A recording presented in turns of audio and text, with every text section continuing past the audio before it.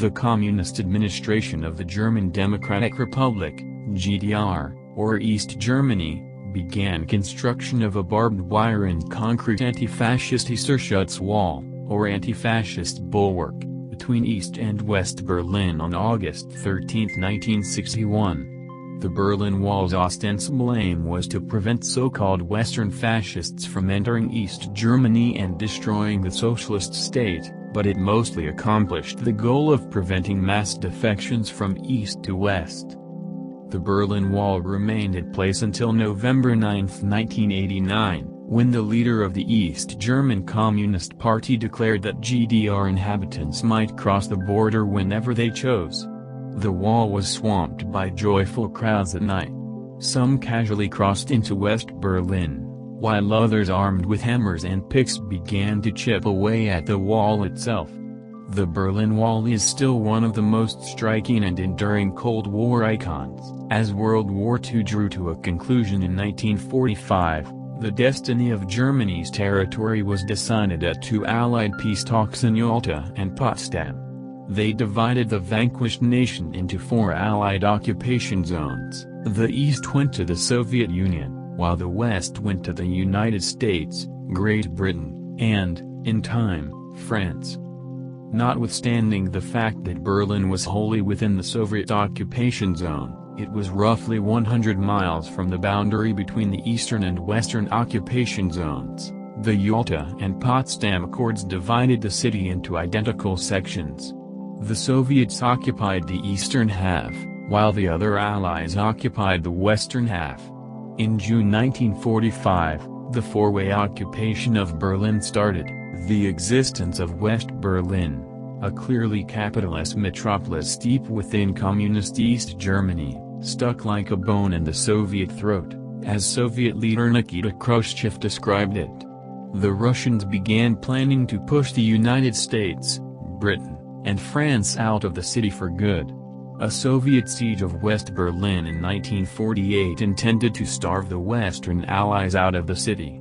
Instead of fleeing, the U.S. and its allies supplied their parts of the city from the air. This initiative, known as the Berlin Airlift, lasted more than a year and delivered more than 2.3 million tons of food, fuel, and other materials to West Berlin.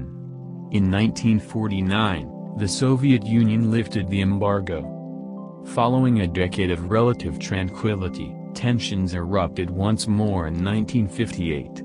For the next 3 years, the Soviets blustered and threatened, emboldened by the successful launch of the Sputnik satellite the year before during the space race and embarrassed by the seemingly endless flow of refugees from east to west, nearly 3 million since the end of the blockade, many of them young skilled workers such as doctors, teachers, and engineers.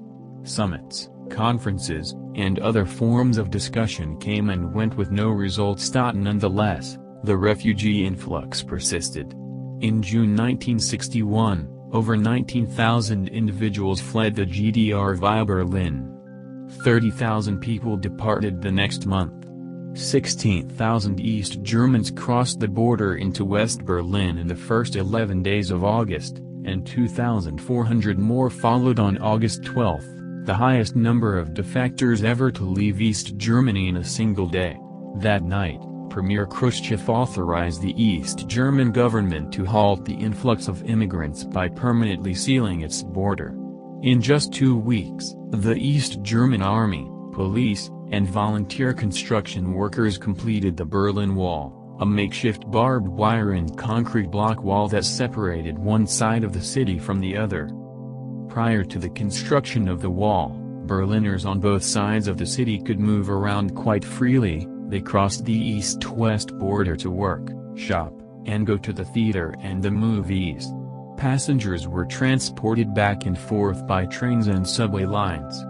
During the construction of the wall, it became impossible to go from east to West Berlin without passing through one of 3 checkpoints: Helmstedt, Checkpoint Alpha in U.S. military nomenclature, Der Linden, Checkpoint Bravo, and Friedrichstrasse, Checkpoint Charlie. In the end, the GDR constructed 12 checkpoints along the wall, East German soldiers checked diplomats and other officials at each checkpoint before allowing them to enter or leave. Unless under exceptional circumstances, East and West passengers, the erection of the Berlin Wall halted the flow of migrants from East to West and helped to defuse the Berlin crisis. Despite his displeasure, President John F. Kennedy admitted that a wall is a hell of a lot better than a war. About 2 years after the Berlin Wall was built, John F. Kennedy made one of his most memorable speeches to a throng of over 120,000 assembled outside West Berlin's Municipal Hall, just steps from the Brandenburg Gate. One word from Kennedy's speech stands out in particular: "I am a Berliner."